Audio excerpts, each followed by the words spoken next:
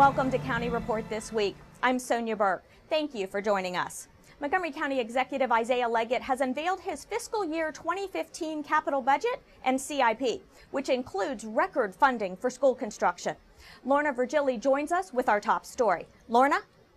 Sonia, County Executive unveiled the capital budget for the next 6 years, which included unprecedented funding for school construction while also addressing smart growth.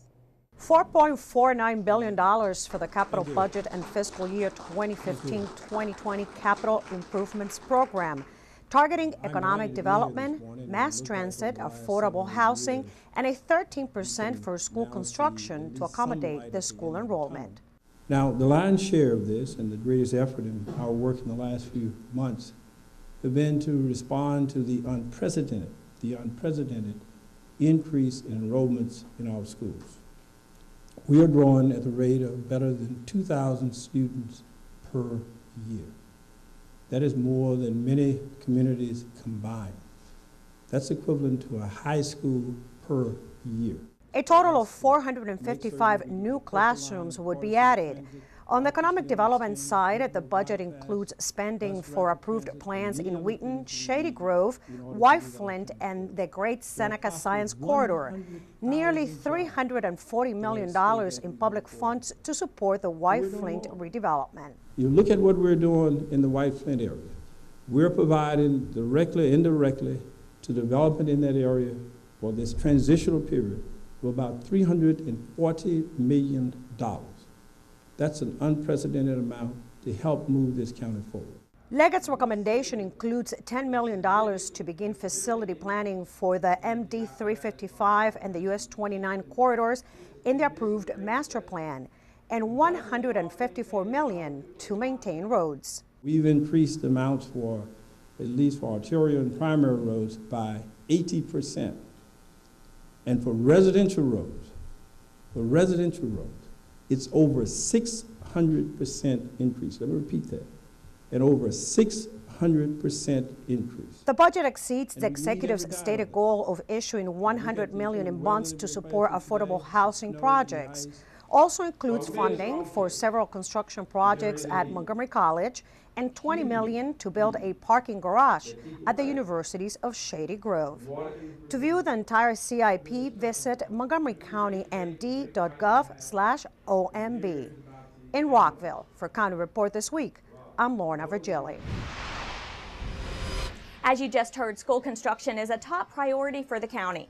Executive Leggett traveled to Annapolis this week, along with the executives from Prince George's and Baltimore counties, where they announced they will develop legislation requesting additional funding for school modernization and construction. The executive said additional funding is essential to meet the growing need for more classrooms and better facilities in their counties. The Montgomery County Public School System has grown by about 2,000 students a year over the past several years. The unprecedented increase in enrollment is the highest in the state, and projected enrollments indicate the district will grow by 25,000 students in the next decade. According to Mr. Leggett, the state needs to step in to help with school construction funding. We owe it to our students, to our parents, and to our community to respond in a positive fashion, and to do so recognizing the commitment of our local community as well as our state to respond to this real challenge today. We cannot wait when we have unusually high numbers of students in portables. We cannot wait to hear the challenges and problems we see with roofs that are leaking, bathrooms that are not adequate. We need to respond to this challenge today. Local PTA leaders are also asking state legislators for a bill that would give Montgomery County $750 million for new school construction. MyMC Media's Valerie Bonk followed the group to the state's capital, where they met with state lawmakers on both sides of the issue. Freezing rain didn't keep leaders from the Montgomery County Council of PTAs from taking on their cause. Montgomery County streets are not paved with gold. If they were, we would not be out in this lovely weather advocating for this funding. We really do need it. So they boarded a bus and took their mission to get $750 million for county schools on the road. The group made the trip here to Annapolis for one cause, to rally and lobby for what they say is much needed money for school construction. With an increase of almost 15,000 students since 2000, more than the growth of Anne Arundel, Howard, Frederick, and Baltimore counties combined. Some Maryland state legislators say it's time to give Montgomery County a helping hand.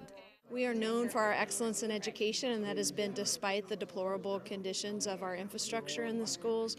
We have 9,000 kids that are learning in trailers right now. The kids in our portables are more than whole entire education systems in other counties. We have been doing piecemeal a response to the growth that can no longer be ignored. And for some, the issue hits close to home. Just yesterday, Silver Spring International Middle School, where my daughter went to school, had 2 inches of water flooding down the stairs. We've got mold at Rolling Terrace Elementary School, which I visited a few days ago. And beyond the renovation and repair problems, we've got a huge capacity issue. But while funding for Montgomery County schools is a priority for some this session, advocates still have some convincing to do to get the amount of funding they're asking for. Montgomery County is a fabulous, fabulous, fabulous county, and we're going to find a way to help alleviate the situation, but we're kind of up against it with revenues right now. The issue is expected to come up in the General Assembly in March. For County Report This Week, I'm Valerie Bonk. The Montgomery County Council has returned from its winter recess to a full agenda of business, with the first in a series of work sessions on proposed development in the 10 Mile Creek watershed in Clarksburg. The Planning Board is recommending revisions to the original blueprint for Clarksburg, which includes 600 new homes with safeguards put in place to protect the watershed. Work sessions with the Planning, Housing, and Economic Development Committee and the Transportation and Environment Committee are designed for members to get more information on environmental, transportation, and land issues associated with the property. At this point, we've had a presentation from the planning staff and their consultant as to what the baseline data is for 10 Mile Creek. We're going to continue to discuss the appropriate treatment of 10 Mile Creek and the area that drains into it in the coming work sessions. And we are also going to be hearing about whether or not it really plays a role in our water supply, which some have suggested as we move forward. That will get all of this will get translated into how we look at the appropriate zoning for the area that drains into 10 Mile Creek. Things are moving quickly in the process to fill the District 5 council seat vacated by Councilmember Valerie Irvin. In all, 18 residents of the district applied for the position. The council will interview 13 of those applicants. Those interviews will take place January 17th, 22nd, and 24th and will be televised on CCM. The council will select the new member on January 28th.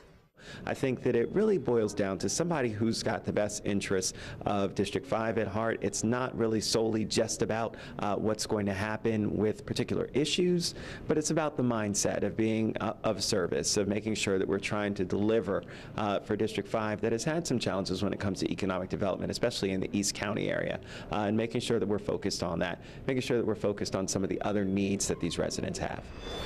When we come back, we'll tell you how the community is helping some Montgomery Village residents who were displaced by an apartment fire. And we'll showcase some of the transportation projects in the pipeline in this new year. Stay with us. We'll be right back.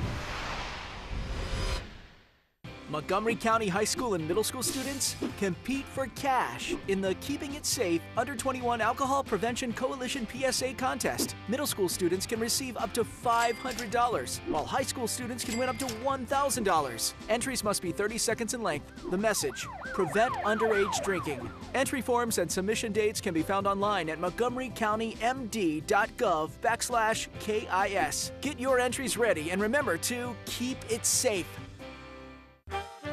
Did you know there are more than 10,000 county government phone numbers?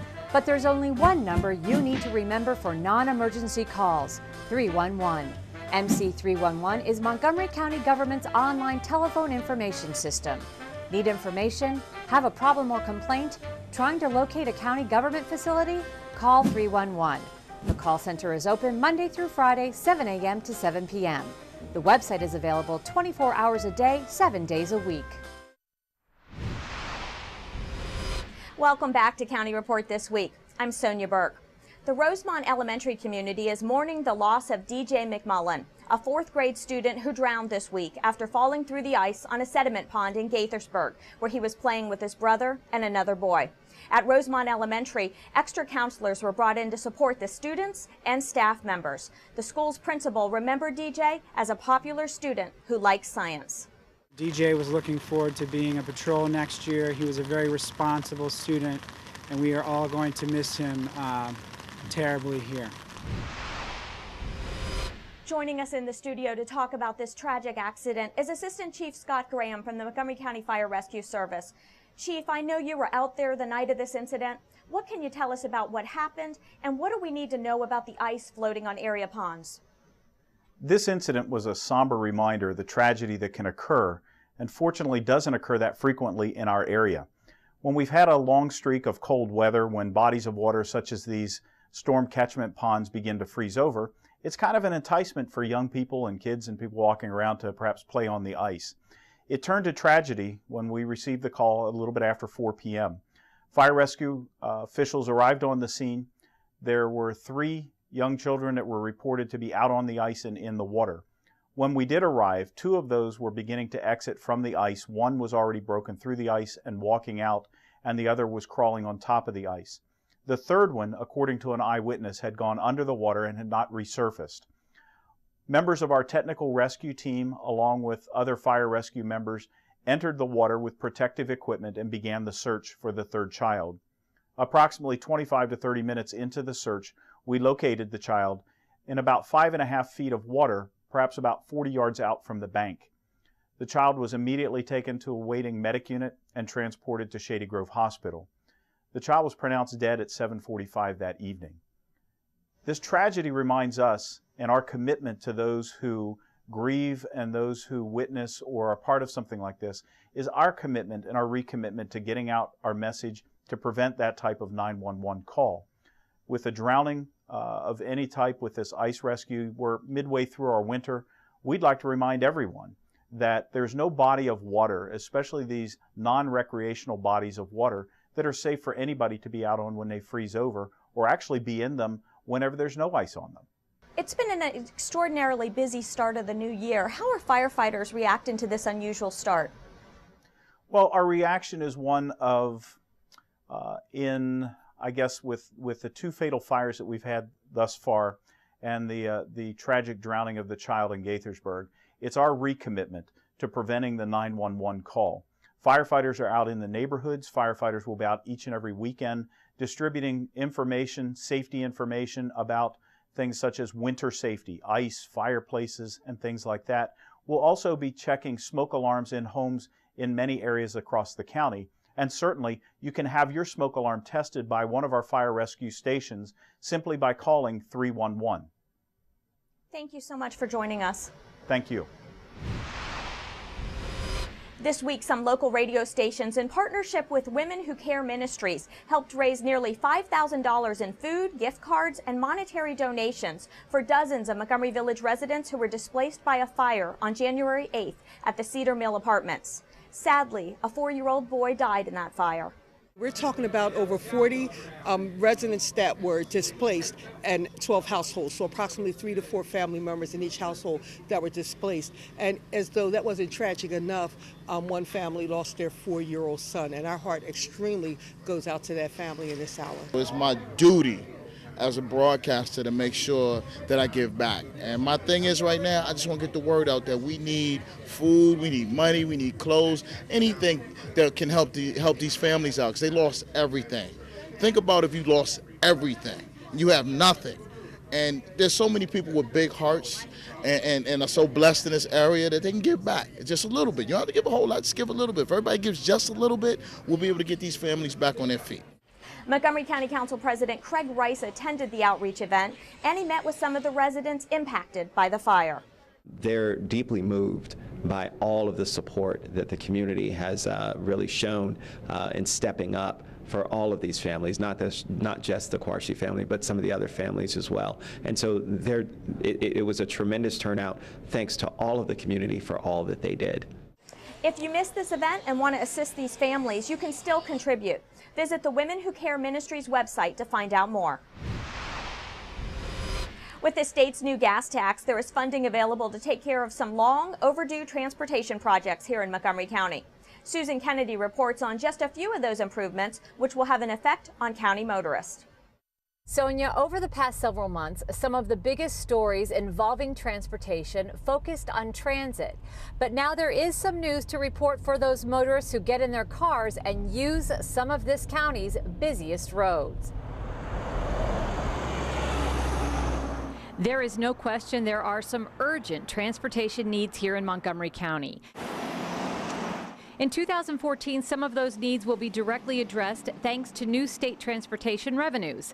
Topping that list, Route 355 at Cedar Lane. This intersection improvement will begin this spring. It will add turn lanes and through lanes, and it's designed to relieve traffic that's been created by BRAC. So our commitment from both the federal government and the state government was saying, my goodness, if you're going to increase the amount of people that are going to this important institution, then you really do need some help in making sure that people can actually get through what is already the most congested area in our county, and that's 355, and Cedar is, of course, one of those. So we're going to improve that intersection, and that'll make life better for our community, and that's what we try to do. Also in the queue, the University Boulevard Bridge over the Capitol Beltway. This continuing project will have a high impact on commuters as it moves forward, but the bridge deck replacement and rehabilitation will improve the safety conditions of the bridge, which has been in poor condition for quite some time. We do need to make things better for our drivers in their particular discrete areas which are not okay. That's one of them, and so the state is coming forward and helping us to improve this intersection and make it easier for people to get on and off this very important route. The State Highway Administration has a host of resurfacing plans on its agenda this year, with a few in Montgomery County. One that will most likely have a moderate impact on traffic will be the resurfacing of Interstate 370 between 270 and 355. This project is scheduled to begin early this summer and will be done by late fall. In Rockville, I'm Susan Kennedy for County Report This Week. When we come back, we'll introduce you to a Burtonsville woman who met with President Obama at the White House. And we'll tell you about the Ulysses program at Northwest High School. Stay with us. This message brought to you by FEMA. Home fires occur most often in winter. Keep anything that can catch fire at least 3 feet from heating equipment. And never use an oven to heat your home. Stay in the kitchen when frying, grilling, or broiling food. Turn space heaters off when you leave the room or go to bed. Make sure all vents are clear of snow and ice to allow carbon monoxide to vent outside. Have your furnace, heating system, and chimneys serviced each year by a qualified professional. Learn more at www.usfa.fema.gov.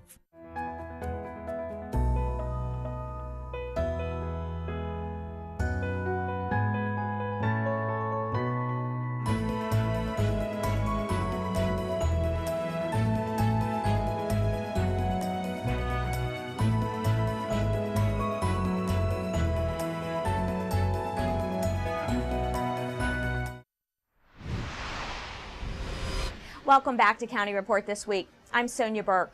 The Montgomery County Commission for Women is gearing up for its annual Women's Legislative Briefing. The event features seminars on legislation in the 2014 session of the Maryland General Assembly that is of particular concern to women. This year we're very excited to announce that we have a very special keynote speaker. It's Joanne Bamberger, who is the author of Mothers of Intention, How Women and Social Media Are Revolutionizing Politics in America. So that'll be a wonderful kickoff to the event. We'll also have greetings from our congressional representatives, and many, many members of the Maryland General Assembly will participate as speakers in this event. Mostly what legislative briefing does is focus on state and federal legislation that's of particular concern to women, including older women and also younger women. But it'll focus on workplace issues and retirement security and a whole range of issues, the Health Care Act, the Health Care Reform Act, and how that affects women and what else needs to be done to help protect women. The annual briefing is scheduled for January 26th at the universities at Shady Grove in Rockville. The chair of Montgomery County's Planning Board has announced she will not seek a second term as chair. In an email to Planning and Parks Department staff, Francois Carrier said one term feels right. Her tenure has been described as one of the busiest and most productive of the board's history. She will serve until the end of her term, which is June 14th. A Montgomery County mom was recently invited to the White House to speak with President Obama about how to get young people to sign up for health care. MyMC Media's Valerie Bonk reports from Burtonsville. She's been a volunteer for more than 20 years, but one local mom recently had the chance of a lifetime, an opportunity to meet with President Obama in the Oval Office. When we were waiting to go into the Oval Office, we thought someone's going to open the door, and it was actually President Obama who opened the door for us. So it was just so special. Nita Dott is the head of Organizing for Action Montgomery County, a nonprofit organization that has been working to promote the enrollment of community members in Obamacare. We are connecting the dots. And I see that in Montgomery County, at least, this is where my base is, that I didn't see many organizations do what we were doing. President Obama invited 8 moms to the White House to discuss how to further the enrollment of young family members in the Affordable Care Act. There's something about moms. I went there as a mom and an organizer, and that's how I got invited over there, because we've done some really tremendous work over here on the field. During the meeting, Obama said he wanted to speak with the moms because they're often the ones making the healthcare decisions in the home. Moms can tell young people who think they're invincible that they're not, and prod them to at least get information. They really do feel that they're invincible, that nothing will really happen till something hits them. So as a parent, they trust us, they trust their moms, and that we can talk to them, we can advise them. Her organization made thousands of calls, knocked on hundreds of doors, and distributed numerous flyers to inform the community of the enrollment process. Some of the people cried, literally with tears in their eyes, that thank you so much for helping us. I needed this information, I just didn't know where to get it from. For more information about Organizing for Action, visit their website at ofamd.org. For County Report This Week, I'm Valerie Bonk.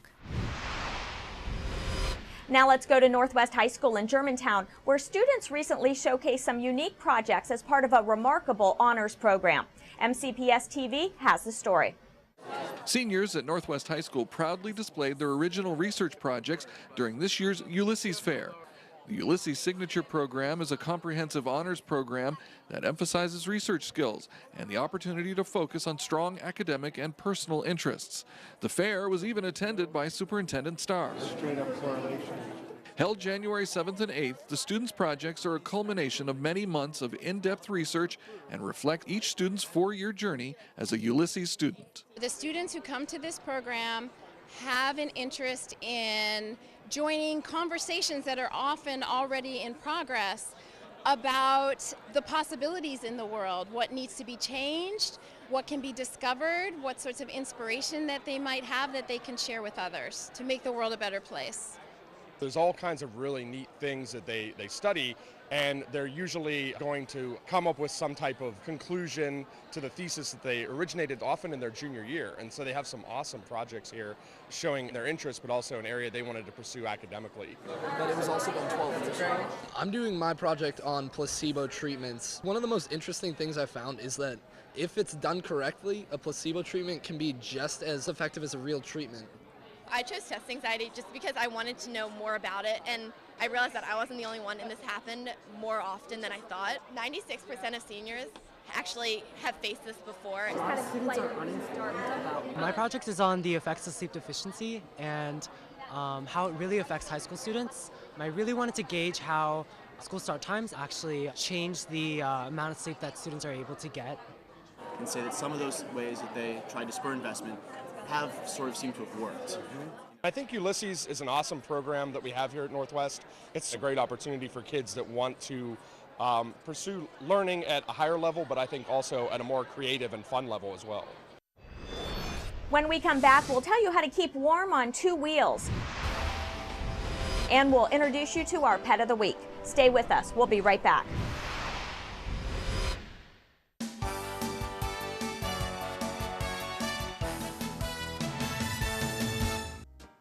Montgomery College's spring semester classes begin on January 27th, so there's still time to register. Choose courses from more than 130 majors and programs offered at our campus locations and online. You can register today online or at any of our 3 campuses. Make sure you get off to a good start at MC. All new students should definitely attend a new student orientation session before the start of the spring semester. It's a great way to get acclimated to campus life. Sessions are held on all 3 campuses, and parents and family are also welcome. Come out and support the Montgomery College Raptors. Men's and women's basketball seasons are heating up, and they both have a full slate of home games scheduled in January. Follow the teams on social media for the latest news.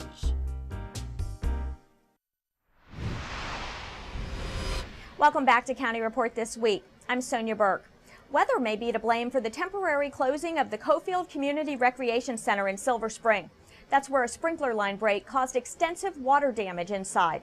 The Recreation Center crews are working on repairs, and the facility is expected to reopen on January 21st. Check the county's website for updates. Don't let the cold weather keep you from riding your bike outside. Rockville's bicycle and pedestrian coordinator Kevin Belanger offers some advice on how to stay warm this season while out on 2 wheels. Just because it's the winter time, you don't have to put away your bike. I think the winter is actually a really great time to break out your bike because you don't spend a lot of time outside necessarily in the winter. So it gets you out there and gets your heart going. And that's the word from City Bicycle and Pedestrian Coordinator Kevin Belanger. But before you hop on 2 wheels, Belanger has a couple of recommendations for biking in the winter months. In the winter time, you're going to want to make sure that you are dressed for the weather. You don't want to wear too much clothes though. So I brought a few of the things that I wear. For instance, my base layer, I'll wear something like this, which is a wicking t-shirt, kind of like a technical fabric. You don't want to wear cotton right next to your body since that is going to take the sweat away and keep it right next to you. So when you stop, you're going to be really cold. Otherwise, I'll wear what I normally wear, just a regular jacket, and if it's windy, a windproof layer. As for gloves, if you have a thick pair of windproof gloves, those are great. Otherwise, I wear these thin ones on my hands to stick these on top of them and it acts as an insulator there. And then if I get too hot, I can take these away. Something else I didn't mention earlier, wool socks are important. I always find I'd rather have warmer feet than colder feet, so wool socks are important. And then your helmet, if you can fit a hat under that, great. Otherwise, this can act as your hat. As for your bike, you want to make sure that you have the right kind of tires for the winter. If there's going to be snow or ice at all, you want to make sure that your tires aren't too thin and that your tread is good, that it hasn't completely worn away. So if you do happen to hit some ice or snow, you're not going to go sliding. You also want to make sure your brakes are in good condition. You always want to have tight brakes, but in the winter time, especially keeping those up. So it's important in the winter time as the days are shorter to make sure you always have your bike lights on you. So what I do is carry mine with me. This one just slides right onto the bike like this. You want to make sure that you have a strong light that can be seen from all sides. So this one is good. You can even have a strobe function on it, which is nice. Also a backlight, you want that to be red. And this one's cool, it just clips onto my belt, so I slide it on there. People can see it in the back. Keep these tips in mind when you plan your next trip, which you can now do online with an interactive GIS map. So we developed a mobile map where you can pull it up and zoom in and out as you need, and different layers will come up, so it's not just a big jumble. So you'll be able to see different bike lanes or shared use paths as you're going along. What's the best way to get from route A to B if you didn't plan it ahead of time? To access these maps online, go to rockvillemd.gov/GIS/maps and click on Bicycle Routes. It's time to go to the Humane Society, where Kathy Stanhope joins us with our Pet of the Week. Kathy? This is Kathy Stanhope with your Pet of the Week at the Montgomery County Humane Society, and I'm here with a lively little thing. This is 212. 212 just came in today, and she doesn't really have a name yet, but if you ask for 212, they'll know what dog we're speaking of. She's a little rat terrier. She's female, very, very active, and she would be best in a home that's with people that have already had dogs like this because she is so high energy and so active. Give us a call at 240-773-5960 or visit all of our animals, including little 212, at mchumane.org. With that, we close this edition of County Report This Week. Remember to like us on Facebook and to join us again at this time every week for a look at what's going on inside Montgomery County. I'm Sonia Burke. Thank you for watching.